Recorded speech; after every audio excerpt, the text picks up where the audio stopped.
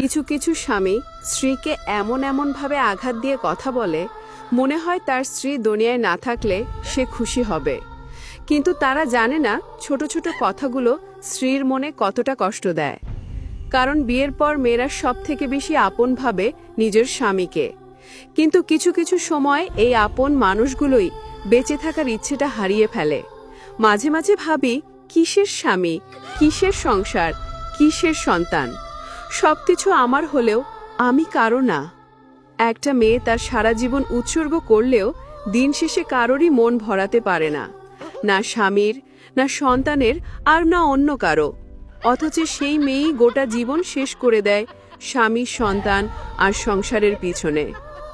জীবন সবসময় আপনাকে সুখ দেবে না, কখনো কখনো জীবন আপনাকে মৃত্যুর স্বাদ গ্রহণ করাবে। সে সময় হতাশ হলে চলবে না। খারাপ পরিস্থিতির সাথে লড়াই করে ভালো থাকা কেড়ে নিয়ে বাঁচার নামই জীবন। স্বার্থপর স্বামীদের 5টা লক্ষণ আছে। প্রথমত, তারা স্ত্রীর প্রতি কখনোই যত্নশীল হয় না। দ্বিতীয়ত, স্ত্রী কষ্টে থাকলেও তাদের হৃদয়ে এক ফোঁটা ব্যথা জাগে না।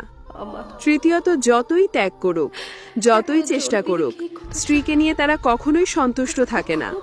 চতুর্থত, স্ত্রীর চেয়ে বাইরের মানুষের কথায় তারা বেশি বিশ্বাস করে। এবং পঞ্চমত, স্ত্রী যত ভালো কাজই করুক না কেন, তারা তার কোনো মূল্যায়ন করে না, একটি ছোট্ট প্রশংসার শব্দও মুখে আনে না। এই হলো স্বার্থপর স্বামীদের প্রকৃত রূপ। যেই স্বামী যৌবনে স্ত্রী সন্তানকে মূল্য দেয় না, শেষ বয়সে সেও কারো কাছে মূল্য পায় না।